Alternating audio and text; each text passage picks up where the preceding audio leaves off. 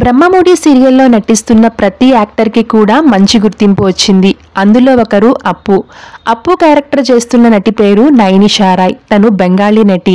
నటనపై ఉన్న మక్కువతో ఇంట్లో చెప్పకుండా తను ఇంటర్ చదువుతున్న రోజుల్లో హైదరాబాద్కి వచ్చేసింది.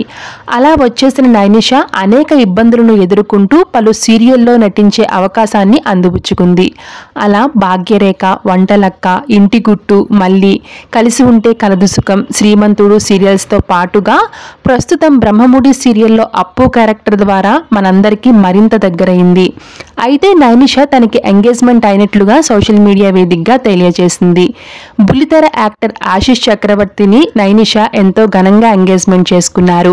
ఎంగేజ్మెంట్కి సంబంధించిన కొన్ని బ్యూటిఫుల్ ఫొటోస్ని నైనిషా తన సోషల్ మీడియా వేదికగా షేర్ చేస్తూ, చాలా స్ట్రగుల్స్ ఫేస్ చేసిన తరువాత ఇద్దరం ఒక్కటయ్యాం.